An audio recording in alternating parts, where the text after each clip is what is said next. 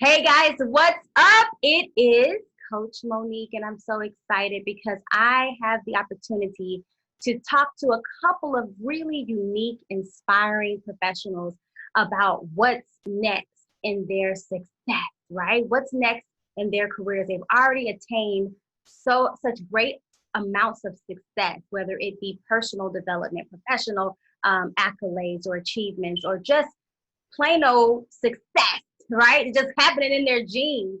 And so having that success conversation with me is going to be just that. You guys will get a chance to just listen in on their journey, listen in on their challenges, and listen in on what's next. All right. So today I have an amazing coach. She's a health and fitness coach, and she is doing some great things in that industry as it relates to getting you into your best healthy self, whatever that looks like. And her name is Anita McDaniel. Hey, Anita. Hey, Coach Bo, how are you? I'm doing pretty good. I'm so glad that you were able to take some time and chit chat with me today. Yes, ma'am. I'm glad to be here. Good, good. I know we were chit chatting a little earlier, just about how business owners and coaches like yourself, we do so much for so many people, and it's just sometimes it's just hard to figure out what is it that we want for ourselves, right? And so that's Right. the first question I want to pose for you would be, what is it that Anita wants? What does Anita want? Anita wants to stop going to a 8 to 5, 5 days a week. Yeah. That's what Anita wants. I want to live in purpose on a daily basis. My thing now is I want to do kingdom Mm, all the time. yeah. And where I am right now, I don't feel like I could do kingdom. I've been on my job for 14 years, Wow. and I feel like I'm at the end of that journey. Mm, So my next is just to help people on a daily basis, not be tied to an 8 to 5, or not having somebody own my time for mm. half of my day. Okay, that's good. That's really, really good.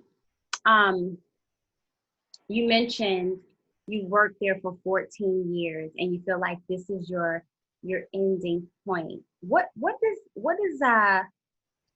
your you know what, let's not even talk about your new life. Let's fast forward into the present. It's going to be the year 2023, okay? And I want to talk to you in that moment. You got everything that you just talked about. You are on cloud nine.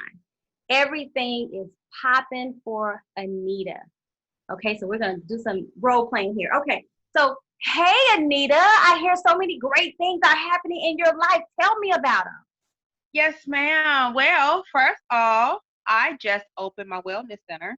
Wow. Uh, it's a women's healing center, Mm-hmm. and that's taken up a lot of my time now.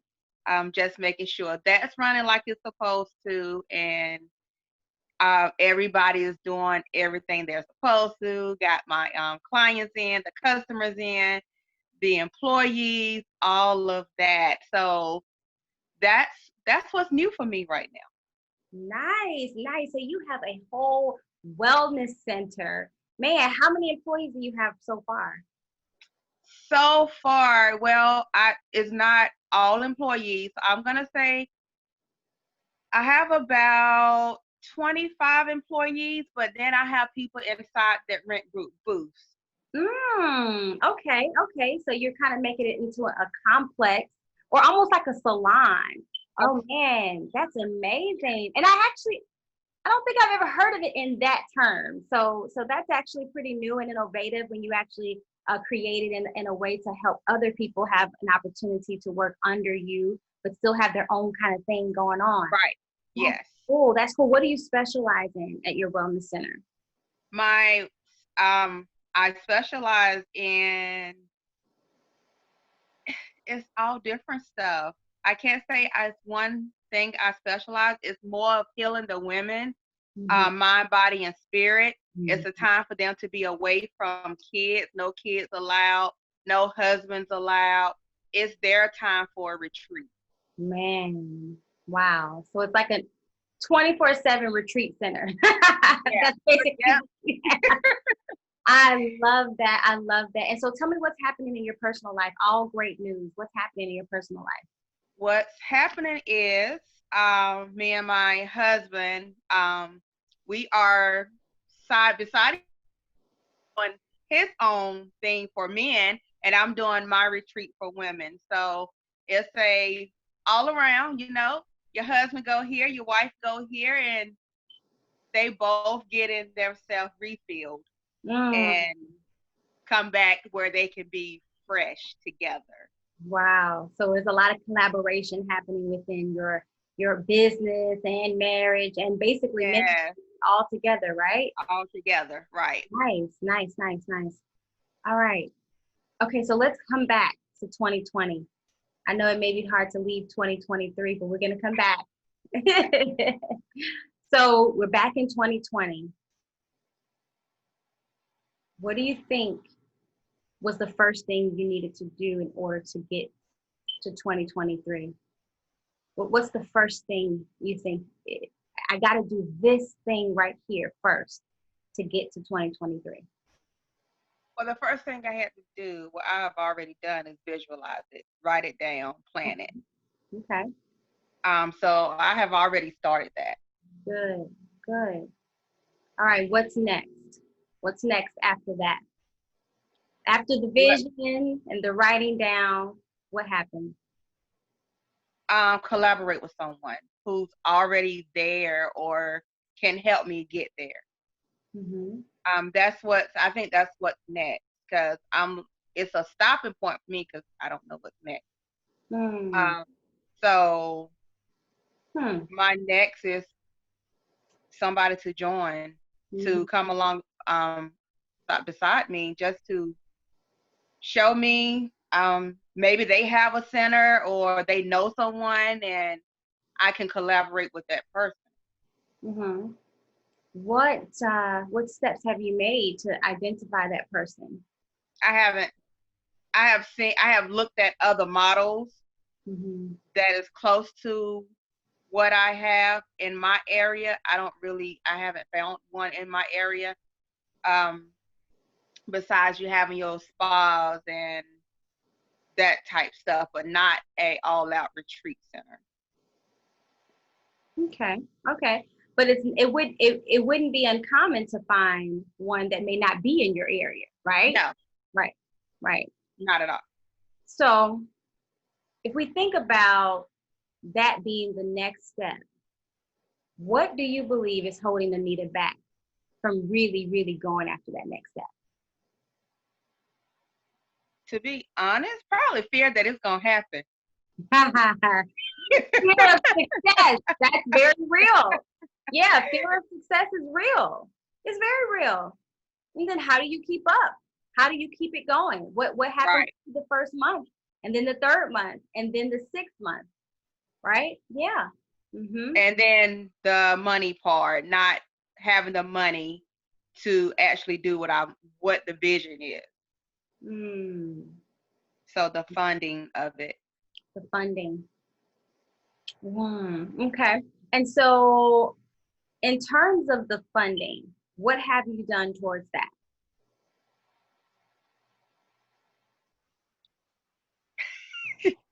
Nothing, because Mhm. I guess it's so grand. I don't even know where to start from Tell the me a small number. stuff. Tell me a number. How much I'm thinking Mhm. from what I am envisioning, 5 to 10 million. Okay. So there's a there's this there's this way that individuals sometimes break down coaching sessions. So I'll give you an example. So like for one whole year with me as a coach, it's about like $15,000, I think, altogether, right? But me saying $15,000 altogether to someone who is like oh, that's a little bit much for me. But me saying, you know what, how about this? How about we break it down into 3 months at almost about $5,000, and then we break down that $5,000 to about 1,200 or so a month. Does that sound more feasible? And they'll say, yeah, that sounds better. Okay. So when it comes to goals, how do we eat them up? We normally eat them up milestone by milestone. And so if there's a capital goal that you need, you want to confirm that, right? You want to get some real hard numbers behind it, right? You want to go and do your research. You may not find a cookie cutter example of what you have going on. You may not find that, but you could possibly find a mentor in a similar arena or a similar area if you put yourself out there. You also could find a group of individuals who want to invest in what you're doing, who want to invest in some things that you're doing. They call angel investors. If they see that you're able to present it in such a way and pitch it in such a way that it makes sense for the current time that we're in, and that it'll serve a market really, really powerfully and well, there's all sorts of ways. But first, it has to, of course, be in a super tight business plan, a pitch, and then it has to have the numbers to match. So what if you came to an investor with a plan, and it was just a plan without any kind of request from anybody else to help you out? That person would say, does she really have people that's behind her? Is this, what did she get this idea from? But what if you went to an investor and you already did some type of crowd fund of at least $5,000, right? That says something. It's small. You may think it's a small number, but that speaks to something. That's a start to what? To having a small booth somewhere, a studio place somewhere. You pay the rent for the year, and then you build from there. You build until you get, to that $1 million, right? So there's a couple different ways that could be really eaten up in terms of goals. So tell me beyond money, what's stopping you? What's stopping you from doing that? What's stopping you from reaching out to people in your network and saying, hey, support me on this. This is what I want to do for our community. This is a retreat that is going to help the community out and help with mental health and physical health and all types of things. I need your help. I need you guys to support this vision. What's stopping you from doing that? Just getting in front of the right people. Finding the right people. That's it. That's the only thing. Just knowing who to get in front of, who the people are. What if some of the people are already in your network? You don't believe it? I don't know. It could be. You don't believe those people are already in your network? People could already be in my network. So what's stopping you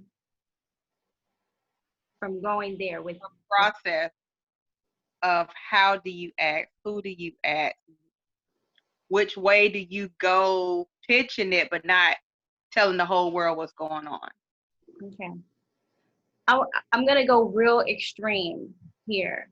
So there's a mother, and, she just recently, lost someone she really cared about. Okay. She does not have the money to bury this person because that person didn't have insurance. Just didn't have it. Just did not have insurance. Didn't have a savings account, whatever. What do you think she should do? What would you suggest that she does? Like she doesn't have a lot of resources. She doesn't know who to ask. She don't know who to talk to. I see you laughing, but it's okay. What would she do? What does she do? Ask for help. Put it out there. Yeah. Does she wait to see, you know what, let me see another mother whose daughter or friend or best friend, passed away and didn't have insurance? Did she try to figure out some type of template, some type of magical blueprint on how it's done? Or does she just say, I got to get it? I got to I get it. gotta get it. She posts something on Facebook and say, "This is where I am. I need help. Who can I help me? Who do you know? Give me some resources." Oh my goodness. What's stopping Anita from being vulnerable and sharing her dream in that aspect? What's stopping her? Being vulnerable. Mm, that's a tough one, right? To be able to like really, really show people that you're not as strong as they think you are. Like you need help. To have to do that is like, right? Hmm. That and the who is she to think she can build something like that or Mm-hmm. another dream. Mm-hmm. Mm-hmm. Yeah. Right. How many lives do you think you have impacted in your coaching so far? 10, 15, 20? How many people? 20, 30. Hopefully everybody that's on my page that's following me. So Mm-hmm. Who, like, tell me as far as like people that you've been able to like talk to one-on-one, maybe coach a little bit, maybe even after a presentation that you've done, they said, wow, you really blessed me. You know, that was awesome. I didn't even know that you had this journey that you went on. Tell me about how many people would you just average? about 50. About 50. Yeah, yeah. So if 50 people gave you $100, how much would that be? My 5,000. That's $5,000. Hmm. Do you think $100 is a lot? Nope. If you wanted this vision as bad as you wanted to breathe, would it be hard for you to create a video? A video? Yeah, a video. A video just saying, hey guys, this is Anita McDaniel. You may know me as this and you may know me as that, but what you don't know about me is that I'm doing X, Y, Z. And my mission and my goal is to do X, Y, Z. And I want to change the narrative. I want to change the community. I want to change how people see us and how we see ourselves, right? And so you come from a passionate, genuine, vulnerable place. What do you think is possible with that video? What do you think is possible with that campaign? That people are going to start pouring into the vision, giving towards the vision and believing the vision. Are you sure? I'm sure. Are you positive? I'm positive because I would. Yeah, I would too. Mm-hmm. Yeah. So if it's fear, if it's fear and vulnerability, because that's what vulnerability is really. It's the fear of people, right? You fear what other people are saying. Tell me about that. Like, where does that come from? Where does that come from such a strong woman? Where does that come from? I don't really know. Um, well, I guess, well, part of it is I do come from a small town where really no one really had their own. Everybody worked the 8 to 5, and that was life. They might do a little side business here and there, but 8 to 5 was their life. The only person that kind of broke that mold is my sister. Hmm. What does she do? She's a baker. Okay. So the entrepreneurial gene runs heavy. Yes. Mm-hmm. And so that's good to know. And so with that being said, tell me, is she a full timer? Is she full She is. time? Okay. Yes. All right. What does she do? What does she do? What did she do to become full-time? She just started. She lost her job. Mm. And that works sometimes too. God, right. God says, you know what? You're not gonna listen, so I'm gonna go ahead and just take this away from you. Then maybe you'll have a better understanding of what I'm trying to do. And I don't want to be that. That's why I'm where I am now, because I'm like, I don't want you to have to push me out. I want to leave and be able to do it because you tell me, not because you push me to do it, but being obedient to you. Not from losing a job, but being able to tell my job goodbye. So do you want to continue to stay stuck? Because that's what's happening. No. You're stuck. No, sure? I'm positive. So why? Why are you committed to doing these things that you say you don't want to do? Why are you so committed to doing them? Why is it something that's just like you're still doing it every day? Tell me why. There's a why there that we got to get. So what's your why? Well, I'm still working a 9 to 8 to 5, or not even that. Why are you just still stuck? Why are you on, what is it called, the red light? Why are you on stop when you should be on go? Do you know what I mean? Like, why are you not at that place where you're confident enough to say, you know what, I need help. You know what, I need to move past my own whatever, what my own thought process, and reach out to the people the 50 people, I'll start there, that I know I've made an impact on them some way, shape, form, or fashion. Whether it's the way they interact with me, whether it's the way they've spoken to me at one point in time in my life, whatever it is. And I just touch base with those 50 people first. What's stopping you from that? I guess fear. It's just fear of the no. The letdown. Yeah. Some people not supporting. What would happen if they don't support you? Nothing. Move to the next. That's it. Because a lot of times what happens is we feel like it's a rejection. That validates. That one person that said no to me, or maybe that those 10 people that said no to me, validates what the enemy has been telling me in my brain, which is that I'm not good enough, or that I'm not anybody.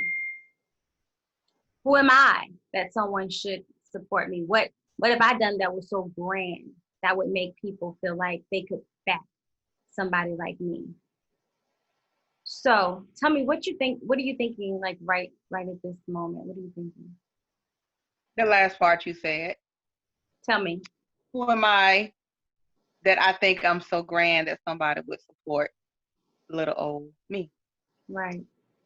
When do you think you first adopted that thought process? Probably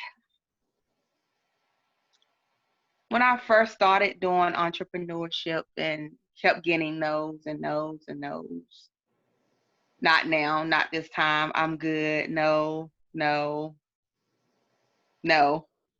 Just a rejection back over and over and over. Mm. Okay. So the rejection that's happened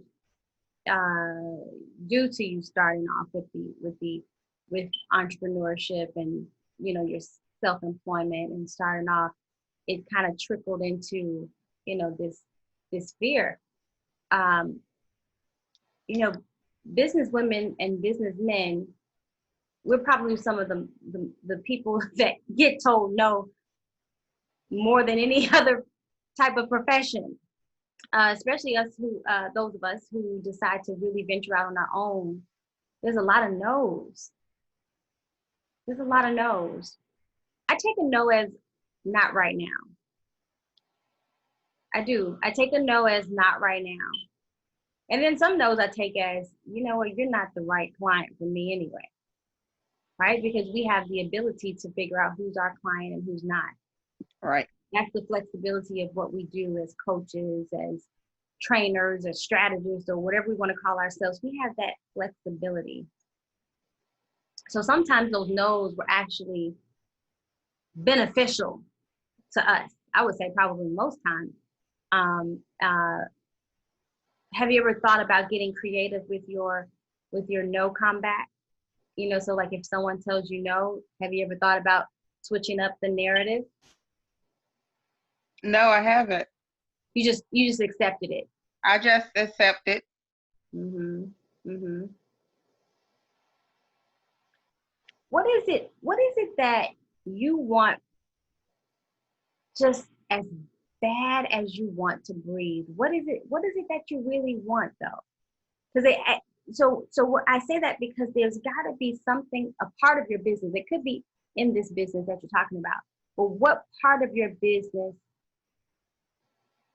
are you just extremely passionate about? Like just, man, I could do this all day, every day. It's the freedom for women. Mm-hmm.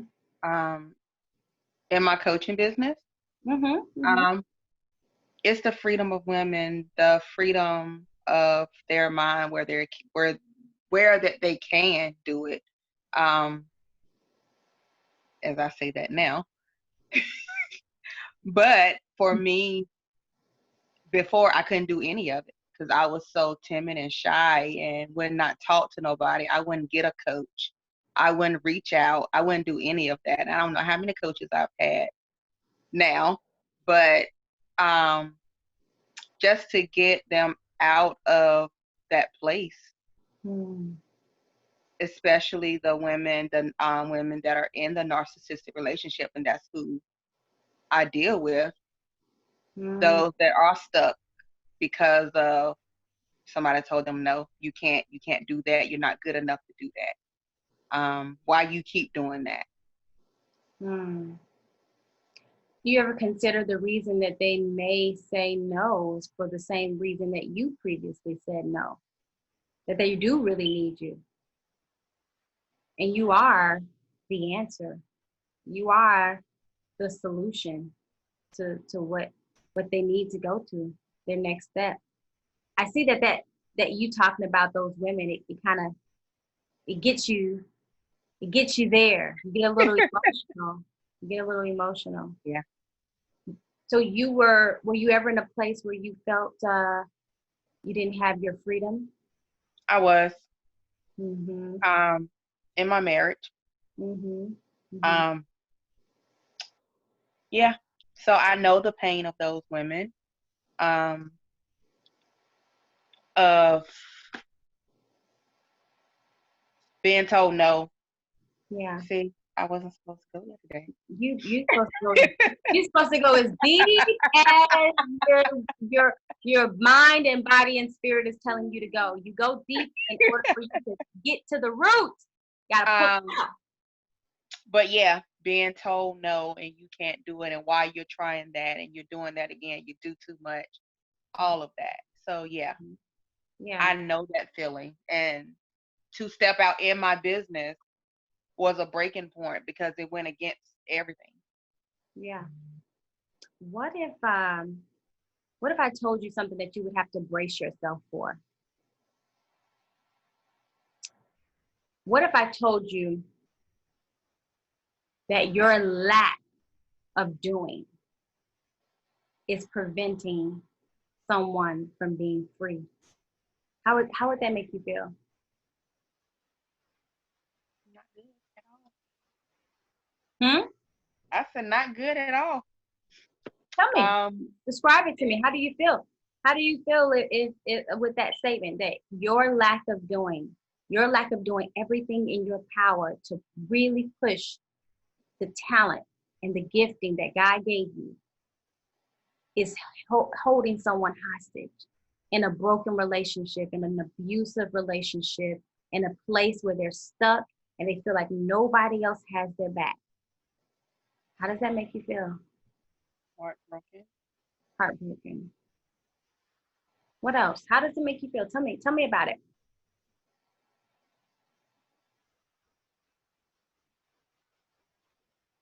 That I'm not doing enough. that I don't care enough for these women to push past my problems and my situation and my fears just so I can help them, those that I haven't touched. That I'm not doing enough, Mm-hmm.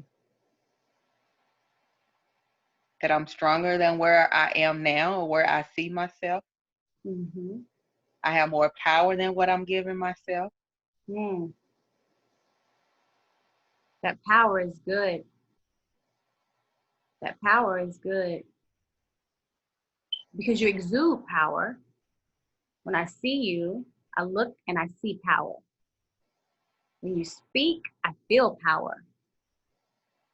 But yet, it's almost like you don't even know that it really exists or something. Like everybody else knows that you're the superhero, but normally it's the opposite way around. That you know you're the superhero and nobody else knows. But it's like everybody else can see you as the superhero. Everyone else can see you as so strong. But it's almost as if you can't see that. I see it more now than I used to. Mm-hmm. Um, because it was worse. Yeah. I didn't have any power or Mm. voice.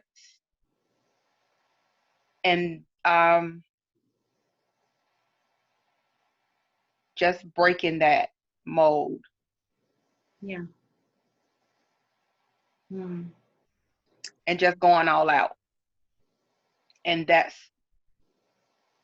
like my business, it's a voice of healing, but Mm. Brandon, Anita, Mm. and everything that's under me. Um, What would you do if God gave you a reset button? I'm pretending like this button is it right here. This button in my hand. I hold the reset button. If God gave me this reset button to give you, what's the first thing you would do with your business?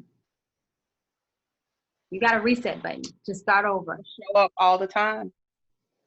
What does that I look would get out there, whether it's alive or in the community, um, just encouraging women and letting them know that somebody's there, somebody's been there, somebody's with them. They're not alone. Um, they can do it. They do have a voice. They do have a worth. They can be healed, regardless of who told them they couldn't, who tried to stop them. There's no stopping. Mm. What if only 5 people like your video? I keep going. What if nobody shows up on the live? I keep going. I had that this week. I keep going.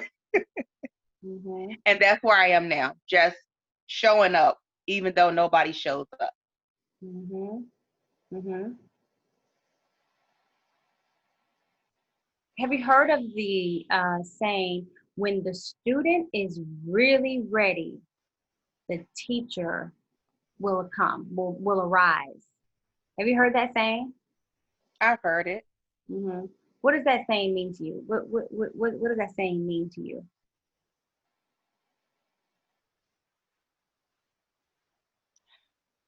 Um,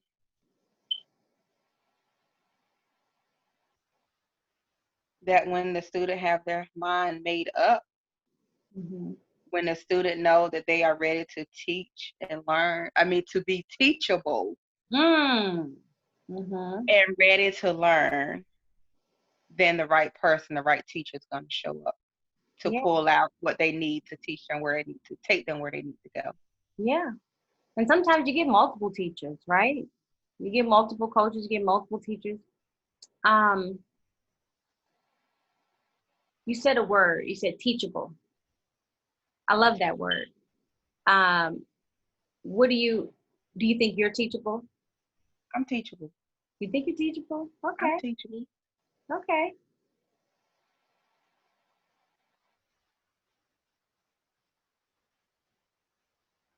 One of the biggest hiccups that you mentioned was capital.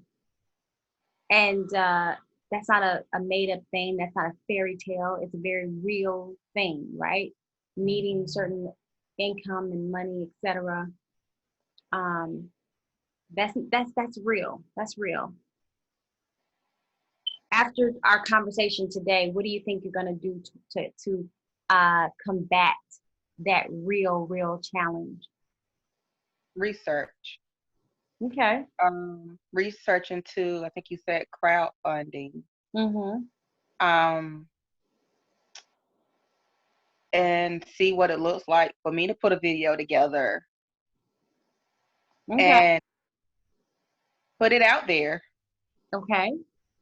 Put my heart into it, put it out there, make sure I have the vision plain, Mm-hmm. and let people know what I'm doing. Okay. I want to challenge you before we leave. I want to challenge you. So I had to go really kind of dark, and gloomy when I gave you that example of the woman that lost a friend or whoever. But I want you to think about 3 days.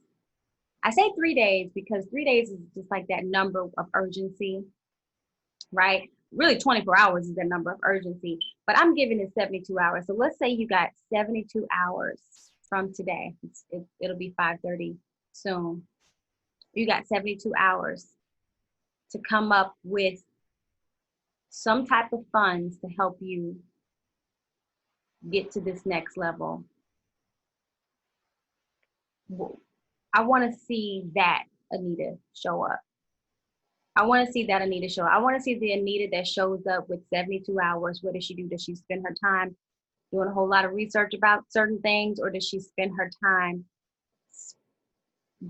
pushing forward with the agenda, figuring out maybe the research on how much the number that she's thinking of? Maybe she wants to start a little bit differently than just going straight to the 5 million. And she wants to start off in little chunks. And her first chunk is maybe 20,000, right? Or maybe she has a delivery service initially while COVID-19 is happening.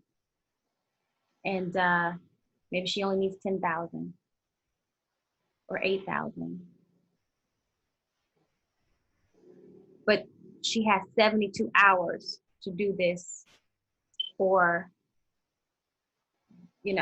they'll be burying whoever, just randomly somewhere, burying her dream. How about that? That it's your dream that's on the line. It's your dream that's, about to just be, buried anywhere. How do you, what's the process then with 72 hours? What's your process?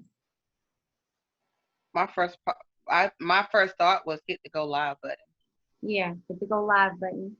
Go live button. I like that. I like that. But I like it. 72 hours, I'm hitting the go live button.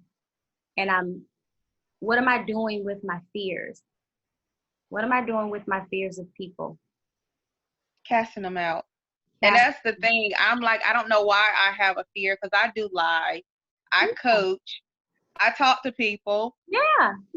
But when it comes to this big giant thing, that big thing, that definitely has a collaborative approach to it, and that's what this I've been saying this since January 1st, 2020, that this is the year of collaboration. But you got to be strong enough to ask for it. You got to be strong enough to put that ego to the side and say, listen, you don't know me, and I've seen you around, but I think I need you. I think I need you. That's the power of collaborative, collaborative measures. I feel like that's what makes the world go round, is collaboration. Jesus didn't even allow the disciples to go out one by one. He said, nope, nope, you got to collaborate with another one. Got to go kind of couple up. Got to go two by two. And so there's this power in collaboration. It's community. That's what it is. It's a power in community. And so what you're doing is not for Anita. What you're doing is to unlock someone else out of a jail that they're in every day. What you're doing is for your community, to literally help someone get out the mud. They're stuck in the mud and they think that they're alone. They feel like, yeah, well, I have God, but I don't have anyone that I see that has been through the same thing that I've been through. And so that's what your 72 hours is supposed to be for. You're creating maybe an escape plan. Maybe you're creating a freedom fighting plan. Maybe you're creating a Moses, Harriet Tubman plan for them. But you got 72 hours to do it. So that's almost our time. How was it? How was this? What are you leaving? What's your biggest takeaway of this conversation? Don't fear the big giant. Mm-hmm. But what else? To go out there and just do it. Mm-hmm. Collaborate. Don't be afraid. There's someone who needs me. There's someone who's waiting on me, as I hear all the time. Mm-hmm. And I could be their next breakthrough. You are. I am. I am their next breakthrough. Yeah. Your language is changing. Your posture is changing. It's like I said, most of the time when we coach people, it's typically something that we've overcome or we're currently overcoming. That's the reason why we can speak so eloquently about it. That's the reason why I can speak so eloquently about it, because it was something that I had to overcome, right? It's just that thing that is almost like a key. It's like a Super Mario game. I mean, that's the only game I ever played, really. So I only know Super Mario. But it's like whatever PlayStation game is out. It's like those different levels. And in order for you to get to that top level, you got to go through all of these different obstacles and challenges. And that, though, it's almost like you're getting keys as you develop more. It's like you get keys. Like you said, initially, I wouldn't even get a coach. Remember, you said I wouldn't even do this. I wouldn't even do that. And you did it. And it was good. And it helped you shed some things, and it helped you elevate to another level. But now there's another level that you got to get past. You got to get past this dragon now, right? Right. And it is not impossible. It's not impossible. It just takes strategy. I remember having strategy when trying to rescue the princess, Mm-hmm. You gotta have strategy. And so that's where you are now is strategically, thinking about, okay, what's my next move? Well, I know for a fact I got to just move. That's the first thing. I just got to do something. And then everything else will fall into line. Everything else will fall. I kid you not, I'm so confident in that. I'm so confident in the power of doing, of what that will lead you to, the power of believing in yourself, the power of telling yourself a different narrative. Like, you know what? I am strong. I coach strong people. I help strong people. I help others get unstuck, right? And I'm an answer to their pain. I'm an answer to their problem, no matter what my life looks like, no matter how imperfect I am, no matter how many flaws I may have. I'm still their answer. God still allowed me to be their answer. And how rude would it be for me not to honor God and use my talent, right? Use my talent for good. And when you use your talent for good, you end up getting profit. That's why I call it turning your talent into profit, because it's not just like a cute saying, it's the real deal. It's what happens. It's just God honoring your gift and your talent. Why do you think so many pastors and preachers that are called and anointed for such a task, why do you think there's some of them can just live off of pure ministry donations? They literally can, they don't have to get another job. They don't have to do this. Some of them don't have to, right? Some of them do, because some of them are called to both places. You know, when you have that double calling on your life. But I'm saying all of that to just say the money thing is literally the easiest solve. It's real, but it's the easiest thing. It's just you being your authentic self and showing up. So I'm so blessed to have this opportunity to talk with you and to get a chance to know your next steps. And I'm excited to watch your journey. I'm excited to see what you're about to do in the lives of so many. So thank you. Thank you. I enjoyed this. All right, guys, listen, this was another success conversation with Succeed Intentionally. And I'm so thankful that you all were here and were able to connect with us. And I hope that you gained something from this.